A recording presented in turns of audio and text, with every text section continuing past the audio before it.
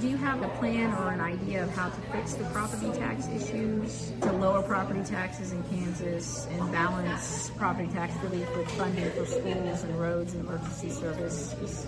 And would you support requiring landlords to pass property tax reductions on tenants to lower rent? Good question. My focus last time, and I'm still lingering on it some this time, is more focusing on reducing income tax, because your income tax is going to the state level, and then they disperse that, of course, after they take a gigantic chunk out of it. The property tax is an issue, and we do need to work on it by all means, but that's collected locally, spent locally. So again, going back to the libertarian side of things, I like local power much more than state power, and state power much more than federal power. But again, with the property tax, again, the vast majority of that's going to our schools. So we really have to reinvent where we're at our schools, I think, a bit. And it's going to be, the devil's really in the details on this one. So I don't want either side to, I'm gonna upset both sides. So we need to look at some school choice options. Obviously, we did pass some stuff a couple years ago where you can send your kids basically to whatever public school you want. The private school options, I don't like giving public money to a private entity. I agree. But I've also seen some charter schools and things like that work very well. But if you're giving it to, the Catholic Church runs the vast majority of the private schools in Kansas. But if you're giving it to them, you've got to give it to a religious group that's opposed to the Catholic Church.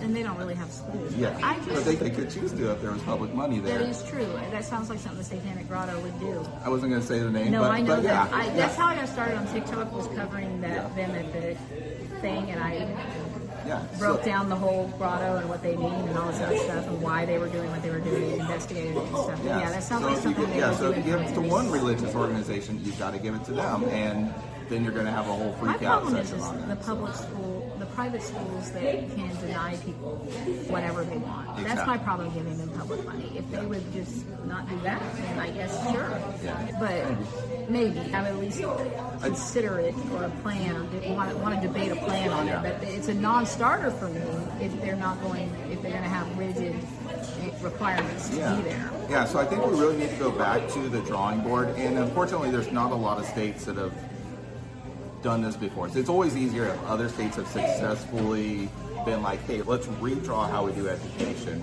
And unfortunately, we've just been doing Band-Aid on top of Band-Aid across the country. I think, again, we see a growing movement in the homeschool community, especially since COVID. Private schools are slowly growing, but not much. But homeschool's really taken off quite a bit. And again, I keep going back to the libertarian side, but homeschools are a big thing in the Libertarian Party and stuff like that. And so how do we help out the homeschoolers? How do we help out private schoolers? How do we help out the public school people?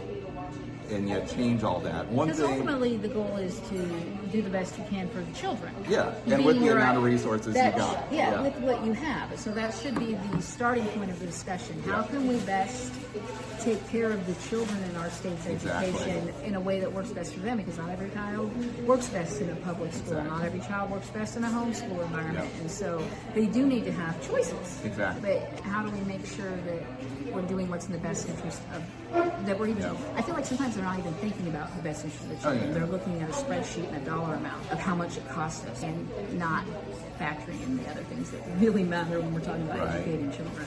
Yeah, as far as going back to the property tax, we've got to figure out how do we give a quality education to everybody, and how do we do that a little bit more cost efficiently. And again, it doesn't have to be necessarily that we're just cutting something. It can be, how do we reappropriate that? The other part is too, like every time the state says, oh, we're going to, everybody's wanting to do we're getting rid of waste, fraud, and abuse. That's the term that everybody throws around.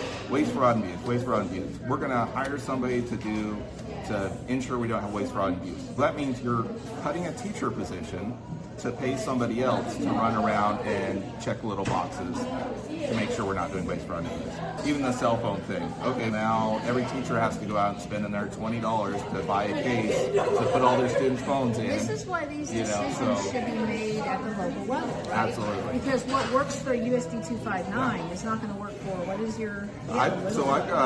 We've got 10 different school districts in my area. I work for USD 323, but we've got Yeah, we've got 10 different school 10 little districts. bitty school districts. Yeah, 10 school districts So- just in my one in District 61. Yeah, every one of those schools is different. What Manhattan does is far different than what Or Jackson Wichita, Heights does, or Johnson County. Wichita. Yeah, it's Yeah, all different. yeah, it's so different. So to So make these sweeping state level things Is take terrible. that power away from the school board that knows their district, that knows it in a way that these people can't. yeah, at least give it over the power. We have a state board of education for a reason. Yeah, that's They true, make too. those recommendations.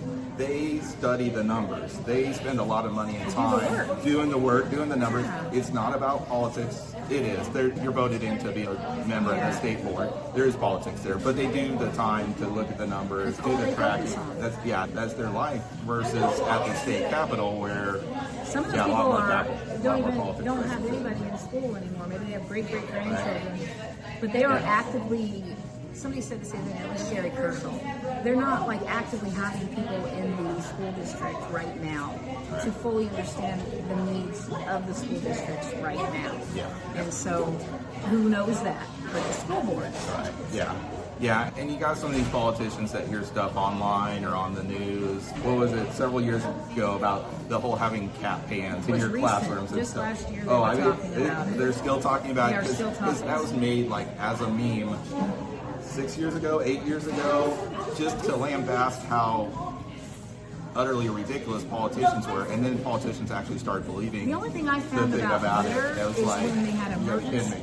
They sell these emergency kits online, yeah, and it's scary because they're marketing towards teachers like you to have in their classroom Yeah. in case they have to go hide from a shooter with a young child that needs to pee. Yeah. That's the only reference I have ever found for litter boxes in classrooms, Yeah. and I'm like that, and that's just scary. It's got different Right. identities, but Yeah. So but teachers are going to put litter boxes. I mean, we have to get IEPs sometimes to get teachers just to let my kid stand up in the class of the room because he's falling asleep. I had to get a whole IEP and have a meeting about it. Right. I think they're just going to let my kid put a litter box in there. Right, yeah. And some of these people actually believe that we're having the kids do this. And so, Yeah. that disconnect of reality versus, I don't know, it gets a little frustrating. Yeah, I do. I feel like a crazy person sometimes. Am I the crazy one or are they the crazy one? Right. That's one reason I like to have these conversations because then I'm like, we're not the crazy ones. Yeah. Now, if you do go in my classroom, there is actually cat litter in there. It has nothing to do with using the bathroom, though. I run a wood shop and I do automotive and stuff like that. So sometimes we get oil on the floor, and so it's a nice dry sweep. So we do clean up. But no, none of my children have been using that to do their business in. No, and I'm sure there would be serious repercussions if anybody That would be- attempted to do. be something. There would be a meeting with the parents There would be something. that was very awkward. Very much. But yeah, so you like covered the education and because it all does connect to each other, right? It does, yeah.